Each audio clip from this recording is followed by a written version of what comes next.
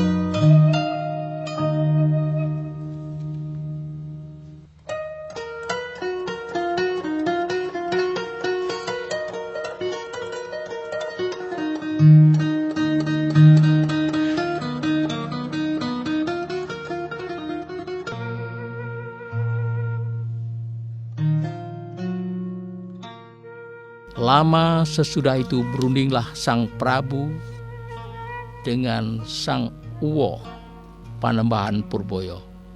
Uwo Purboyo, berhubung saya mendengar berita bahwa Pangeran Surabaya sekarang sudah meninggalkan seorang anak laki-laki bernama Raden Mas Pekik.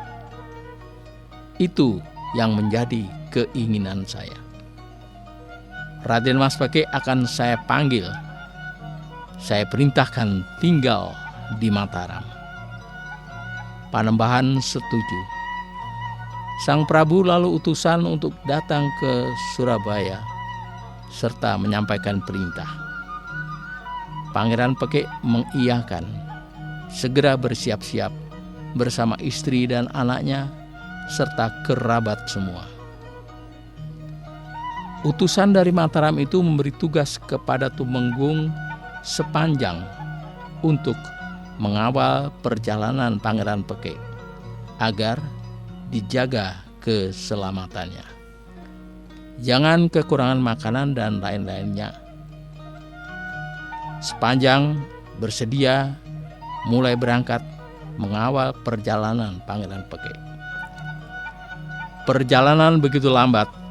Sesampai di Dusun Butuh, lalu bersujud ke makam di sana. Malamnya tidur di lantai. Waktu lepas malam, Pangeran Pekik mendengar suara gaib bergema di angkasa. Wahai Ki Pekik, ketahuilah, kamu kelak punya cucu putra akan menjadi raja besar. Kerajaannya di hutan Wonokerto, terletak di sebelah barat Pajang. Punya bala besar, bergelar Sunan Mangkurat. Pangeran Pekik terkejut, lalu terjaga. Waktu pagi lalu berkata kepada juru kunci. Ki juru kunci setelah mendengar keterangan Pangeran Pekik begitu gembira, bersyukur kepada Allah. Pangeran Pekik lalu berangkat melanjutkan perjalanannya mendekati Mataram.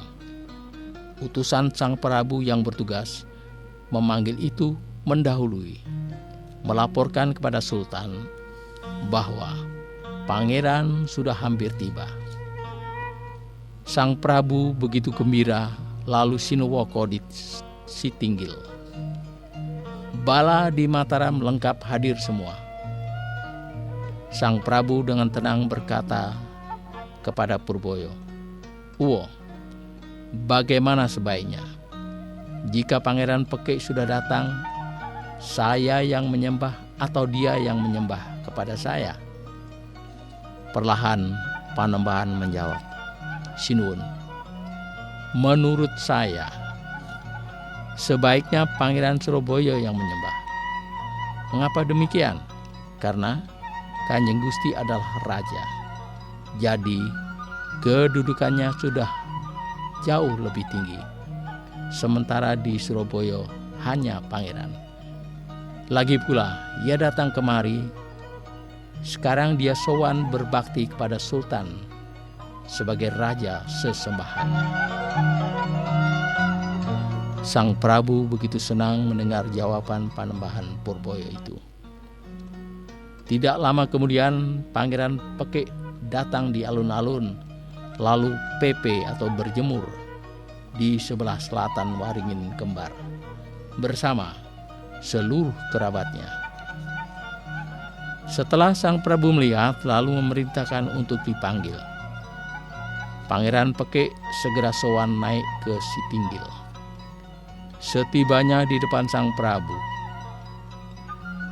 kerisnya diletakkan di lantai, lalu bersembah sujud seraya berunjuk atur, "Gusti, saya menyerahkan mati ataupun hidup saya, karena segala kesalahan saya yang besar, apalagi tidak segera sowan di hadapan Gusti Sultan sampai dipanggil.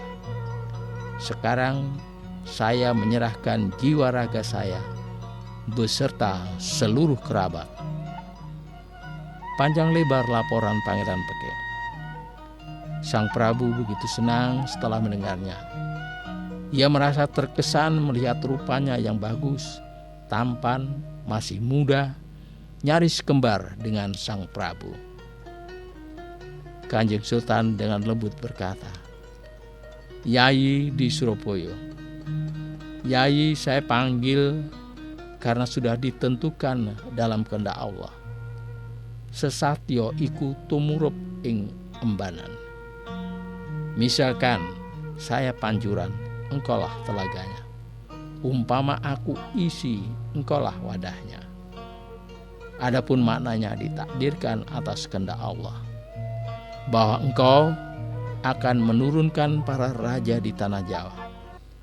Engkau yang menyumbangkan perempuan dan saya menyiapkan laki-lakinya. Adapun harapan saya mulai sekarang, tinggallah di Mataram, bertempat di Kadipaten. Negara Surabaya saya serahkan kembali kepadamu. Tentang kekuasaan seperti yang sudah terjadi, Yai di Mataram jangan sungkan-sungkan. Mataram atau Surabaya anggaplah sama saja." Pangeran Pekik bersedia, lalu ditempatkan di Kadipaten.